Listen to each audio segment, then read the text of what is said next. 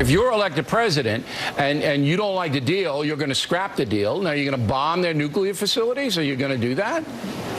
Bill, I'm going to do what's right. I want to be unpredictable. I'm not going to tell you right now what I'm going to do. But don't the voters have a right to know how far you're going to go? No, because it depends on the circumstances. But the voters want to see unpredictability. They're tired of a president that gets up and says every single thing.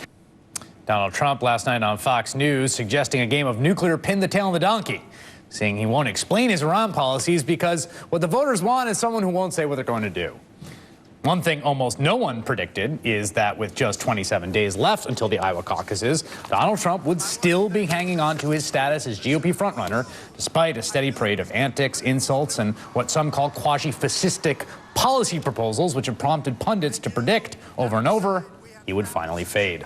A new NBC News SurveyMonkey national poll finds Trump with 35% support, nearly double the support for second-place Ted Cruz, and nearly 30 points higher than fifth-place Jeb Bush, who's been backed by nearly $50 million in ads. Trump supporters also appear to be the most committed. 51% say they're absolutely certain they'll vote for him, far higher percentage than say the same of his closest rivals, Ted Cruz and Marco Rubio. The intensity of Trump's support was on full display last night at Trump's rally in Massachusetts, where despite bitterly cold weather, a crowd of thousands gathered to cheer the candidate, wave signs, and shout down a series of protesters. Now, it isn't all good news for the Donald, at least if he wants to continue to travel the world.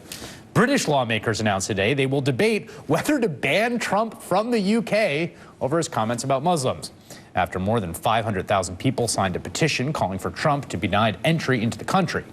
Last month, British Prime Minister David Cameron said Trump would unite the country if he did show up. I think his remarks are divisive, stupid and wrong, and I think if he came to visit our country, I think it'd unite us all against him. Thank goodness Trump struck up that bromance with Vladimir Putin. I hear Moscow is lovely this time of year. Also today, Trump went full birther, not on President Obama, but on rival Ted Cruz, telling the Washington Post that Cruz's Canadian birthplace was a very precarious issue that could make the senator vulnerable if he becomes a Republican nominee.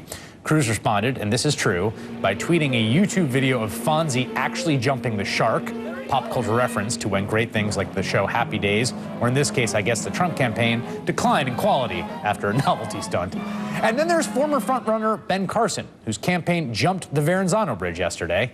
I'll explain next.